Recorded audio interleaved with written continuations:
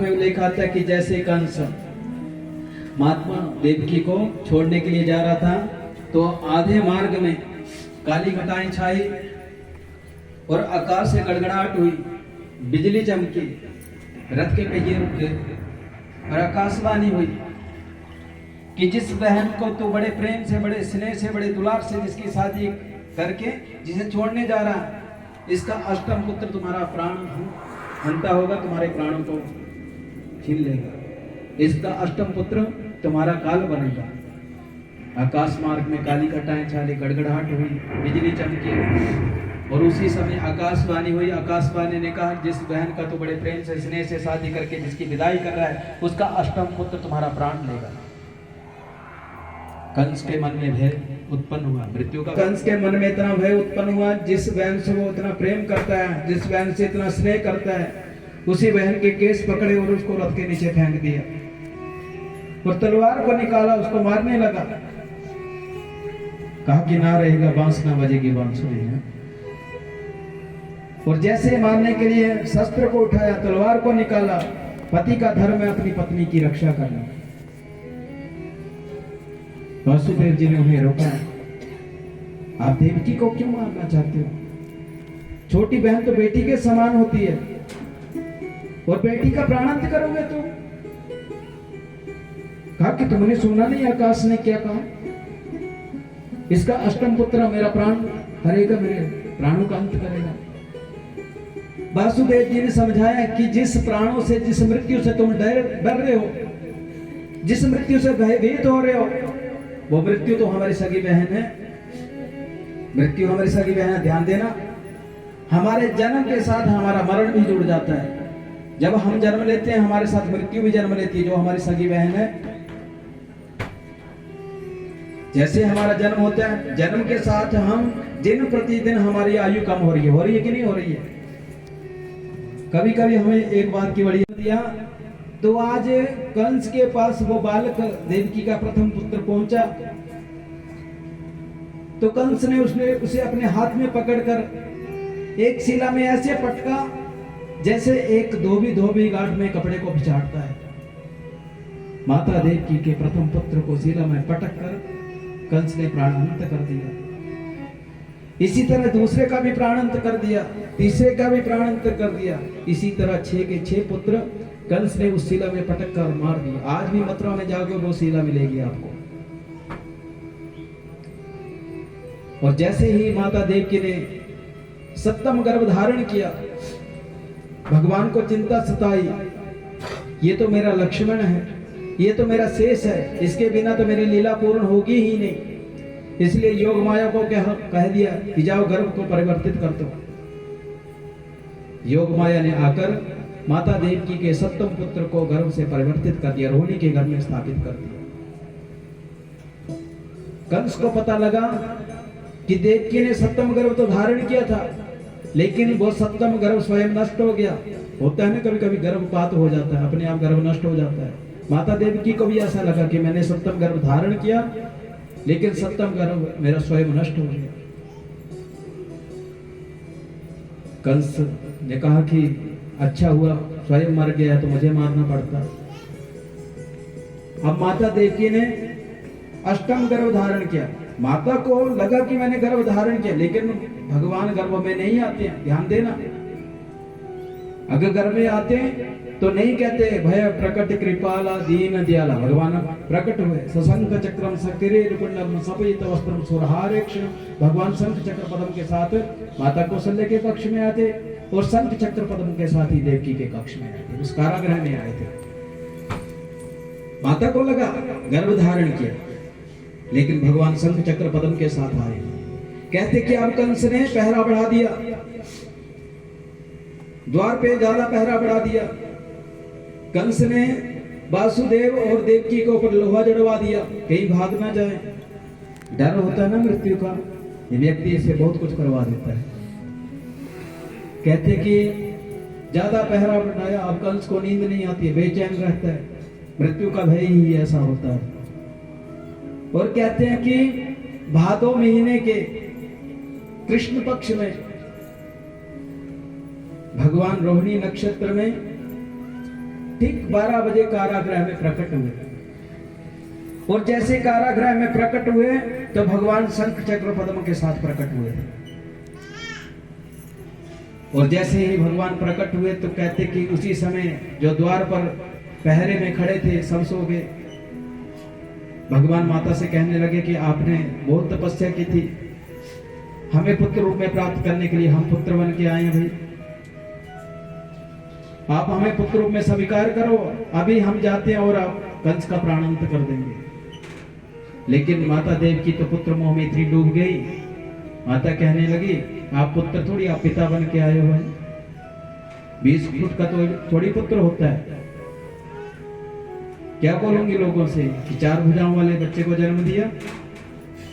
भगवान ने कहा कि ठीक है मैं 2 हाथ हटा देता हूं भाई। भगवान ने कहा मैं छोटा बन जाता हूं, भगवान छोटे बन गए। अब भगवान कह रहे हैं माता से अब तो ठीक है ना, अब तो जाओ ना कंस को मार दो मैं। कहा कि लोगों से क्या कहूंगी कि कपड़े सहित बालक को जन्म दिया। भगवान कहने लगे माता बड़ी तंग करती हो आप, कभी करती हो 2 हाथ तो हटा दो, कभी कहती हो छोटे बन जाओ, कभी कहती हो कपड़े हटा दो, भगवान ने कपड़े भी हटा दिए। माता कहने लगी, भगवान ने कहा अब तो ठीक है ना, अब तो कपड़े भी हटा दिए, नंगा हो गया मैं तो। लेकिन माता तो प्रेम में डूबी हुई थी। माता ने कहा रोना तो शुरू करो। और कहते हैं कि माता देवकी के कहने पर भगवान ने रोना शुरू किया, लेकिन किसी के कानों में वो ध्वनि नहीं पहुंची थी, क्योंकि जो बंदी गृह में पहरे में खड़े थे वो तो सब सो गए थे।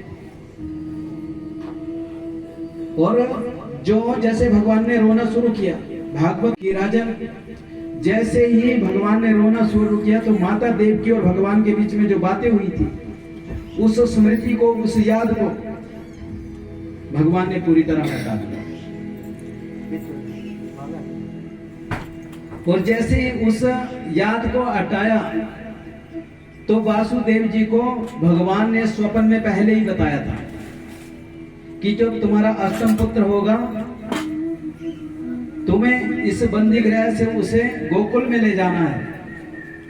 उस समय द्वारपाल सब खुल जाएंगे, बंधनों से मुक्त हो जाओगे और तुम उस अपने अष्टम पुत्र को गोकुल में छोड़ के आना। स्वप्न में पहले ही भगवान ने दर्शन देकर कहा था। और भागवत में ऐसा उल्लेख था कि ऐसा ही हुआ। जैसे ही भगवान का प्रकट हुआ, भगवान ने रोना शुरू कर दिया और उसी समय कहते हैं कि जो बंधन पड़े हुए थे, जो बेड़ियां पड़ी हुई थी, वो बेड़ियां सारी खुल गई और वहां पर एक छोटा सा टोकरा पड़ा हुआ था। भगवान को उस टोकरे में वासुदेव जी ने रखा और द्वारपाल खुल गए और वासुदेव जी डरते डराते उस कारागृह से बाहर आने लगे। और जिस जिस द्वार से वासुदेव जी निकलते वो द्वार खुल जाता। आगे यमुना नदी आती है और जैसे यमुना नदी के पास पहुंचे तो उस दिन बरसात का महीना था, भादों का महीना था।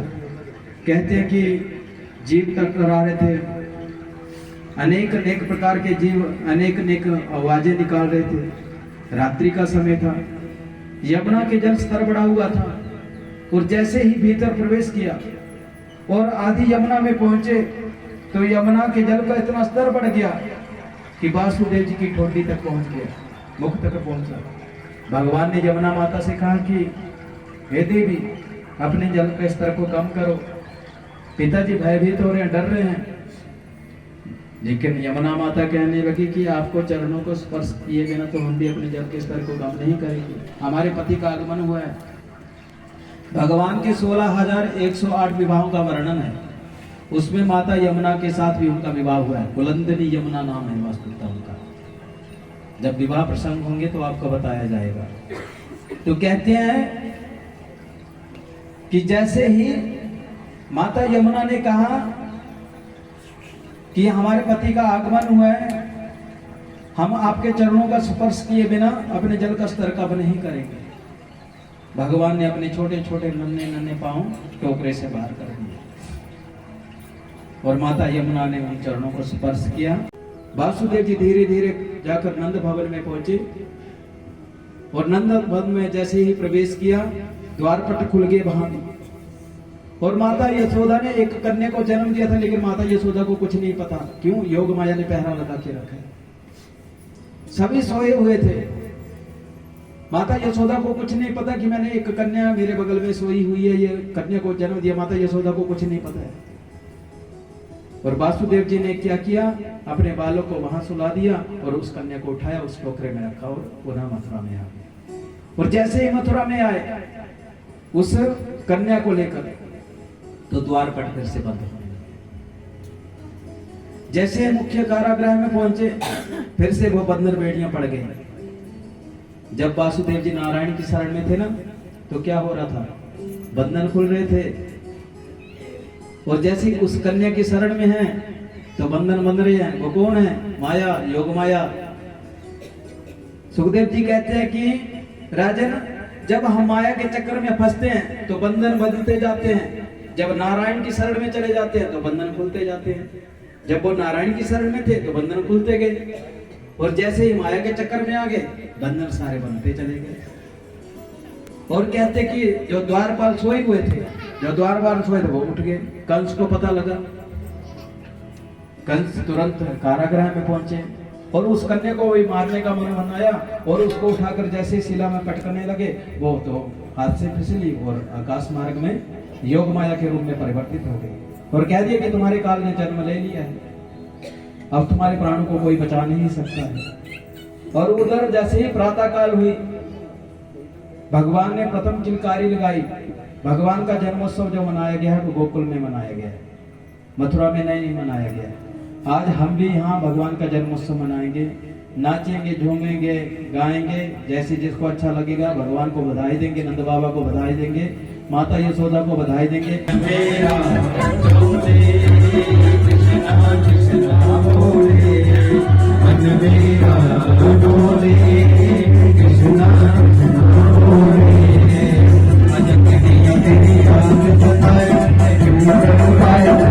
तेरी याद